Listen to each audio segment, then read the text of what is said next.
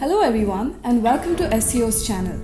I'm Sai Spandana. Today we'll be talking about an important 7-judge Constitution Bench decision delivered by the Supreme Court on 4th March 2024. The case, titled Sita Soren vs. Union of India, dealt with immunity enjoyed by lawmakers for the words they speak and the votes they cast in Parliament and state legislative assemblies. Articles 105 and 194 Clause 2 of the Constitution deal with legislative immunity. Article 105 states that no member of Parliament shall be liable for any proceedings in any court in respect of anything said or any vote given by him in Parliament.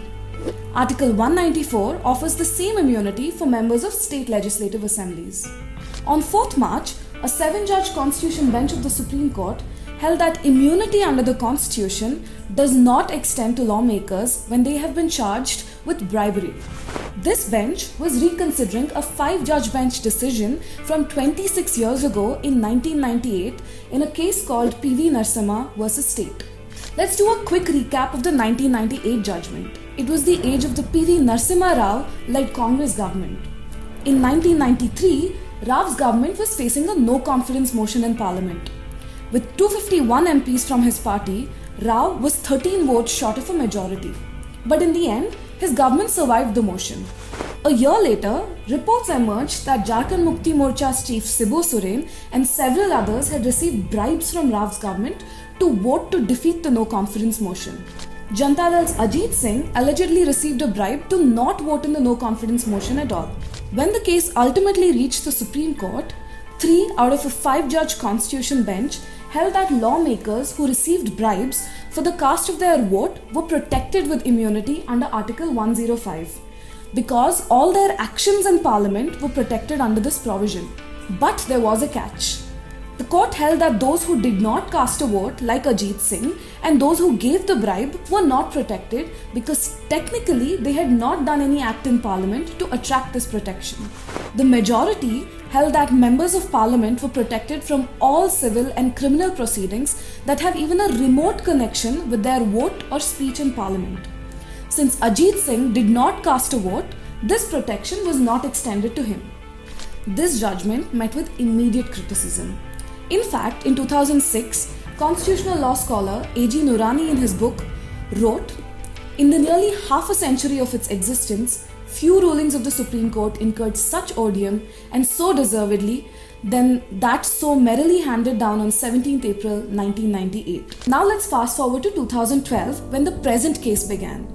This time, Shibu Soren's daughter-in-law and Jharkhand Mukti Morcha's MLA, Sita Soren, is involved. In the 2012 Rajya Sabha elections, she allegedly took a bribe to vote for an independent candidate.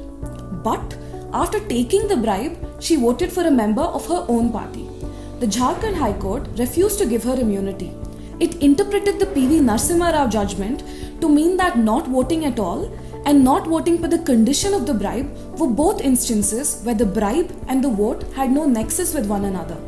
Since Sita Soren did not act per the conditions of the bribe that she received, she did not qualify for immunity. Soren then moved the Supreme Court.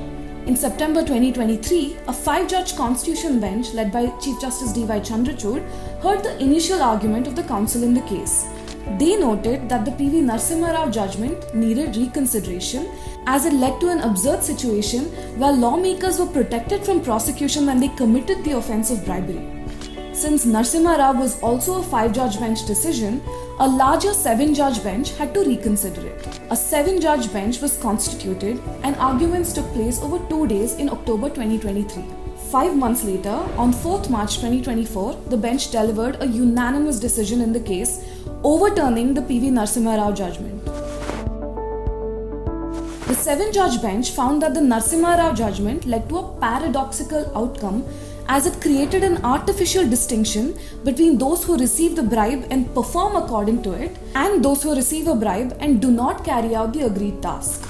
They held that according to the Prevention of Corruption Act, the offence of bribery was completed the minute the illegal gratification was received. The actual performance of the act was irrelevant to determine whether bribery had occurred. Further, the bench clarified that the purpose of immunity was to ensure that there were safeguards to create institutions where deliberations, views, and counter-views could be expressed freely to facilitate a democratic and peaceful social transformation. This, however, did not mean that lawmakers were immune from prosecution in cases of bribery. The judgment then laid down a twofold test to determine when immunity could be extended to lawmakers. Firstly, the act for which immunity is claimed must be related to the collective functions of the House. Secondly, the immunity sought should have a functional relationship to the discharge of the duty of an individual legislator. The Supreme Court's decision is being celebrated as a solution to cash for votes trade in the legislature. Even the Prime Minister tweeted that the judgment will ensure clean politics and deepen people's faith in the system. But what do you think of the judgment? Tell us in the comments below, and don't forget to like, share and subscribe for more stories from the Supreme Court.